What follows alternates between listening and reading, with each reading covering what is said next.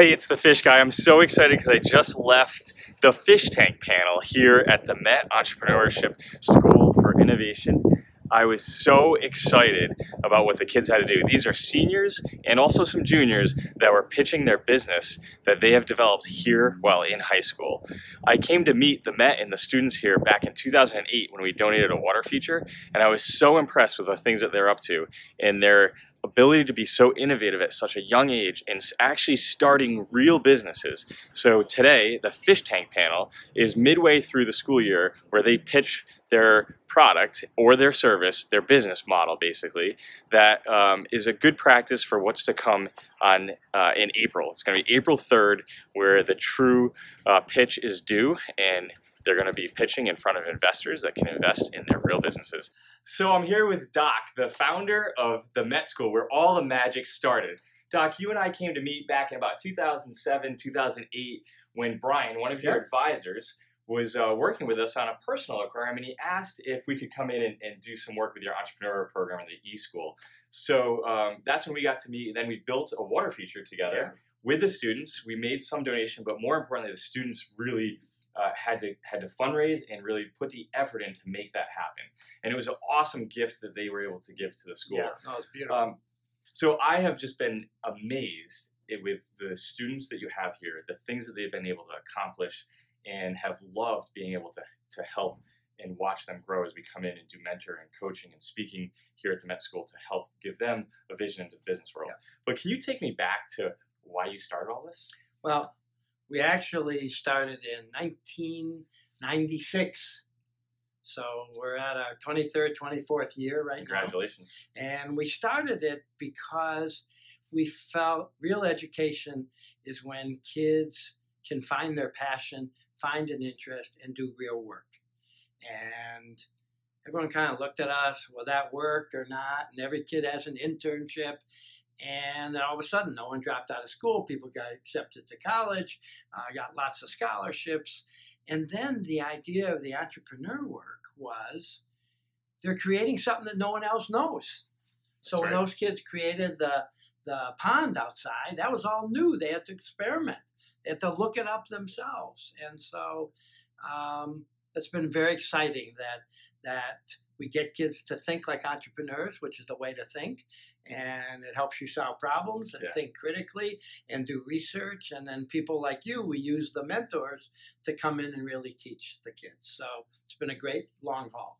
So we're here in Providence, the first Met School, but you're no longer the only school. Tell me about this being the first one and where the Met is today. So we set this up as a model in '96. In the year 2000, got very lucky. Bill Gates found us. Fell in love. You like Bill Gates to fall in love. You're doing the right things. My mother and Bill Gates are the two people I cared about. And gave my nonprofit called the Big Picture Company. Now it's Big Picture Learning. Gave us a lot of money and said, spread this around. So that money's ended in 2010, but now people come to us and they say, I want a Met School. So we have 68 of them in the United States. Congratulations. And we have close to 80 outside the country. So we got 30 in Australia, 20 in the Netherlands. We just opened one in Mumbai and Kazakhstan. Oh my gosh, that's awesome. So have you been there? People just come in. I was there 2 summers ago. All right, yes. Yes. So it's pretty amazing that people can take the Met design. So you have a school in Camden called Met East. I think we're Met East. You have Oakland called Met West. So it's been a good ride. So when I came to meet the Met, and being from Rhode Island and not that big of a state, I had no idea it even existed. I graduated in '97. Was that a year after you started and founded this? Came to meet you in 2007 and realized, I'm like, oh my gosh, I couldn't believe how student-centric your education was. And I was not a great student back in my high school and college days. And I thought, wow, if this existed when I was in school, what a wonderful thing it would be.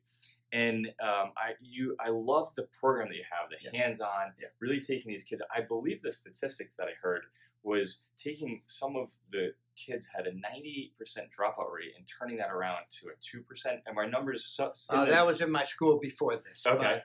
because we started from scratch, we don't have that. But we always have the least amount of dropouts, the best attendance, because kids are doing stuff they love. Yeah. 2 days a week, they're in internships. They're incredible. working with you. That's more fun than sitting in a class. And then back here, they're working on projects. So that's why our data's pretty good. And it is fun. But in addition to that, because of that, I would say it's a passion that they're there at the internship, and because of that, they're learning more than you typically would learn. And just before we wrap up, another great thing has happened in the last several years, which is College Unbound. Yes. Can you tell me a little bit about that? Yes. So, there we go, College Unbound. So 10 years ago, I knew that colleges were not doing their job for low-income kids. And our kids do pretty well because we follow them. We have counselors that follow them. But in the world, most low-income kids who start college drop out, 89%. Okay? And so I said I could change that. So I got kids from our schools all around the country, rented a house across the street from the Met, and started. Then we started getting older people coming who had dropped out when they were 18 from someplace. And it really seemed like a niche because they couldn't get back in school. They were working, they were single moms. And so now we have the college. We got approved in 2015 as the 13th college in Rhode Island. We're now in the process of going through this regional accreditation. So we've gone pretty far, much further than anyone can go. And so if you want to come to College Unbound, this is the place to sign up. There are 110,000 people in Rhode Island that started school and didn't finish. So that's our work that we're doing. We're also inside the prison where we give classes, and when they come out, they can come in. So, and it's following the exact same design. That's all. It's doing real work and things you care about, either in your work or your life. So. Well, listen, Doc, I am glad that we came to meet. Good to see you again. I want to thank you so much for the effort that you've put in. This seems to be, for sure, a passion of yours in the education space. And you can see it in the kids' smiles and their energy, just coming from the fish tank panel. These kids were doing presentations that most college-level kids or even adults can't present on as well as they did. And they did really, really, really well. And I know it's because of the work that you're doing, the work of your advisors, and everything that the Met stands for. And as a community member here in Rhode Island and a business person, I want to be able to see a pool of people in our community that build Rhode Island up, and you guys are investing in the future leaders here in Rhode Island, and it's being done with the magic around the curriculum that you guys have. So thank you so much. It's the same cost that everyone else is. Yes, absolutely. Thank you. Thank you. Right. You're the best. Peace.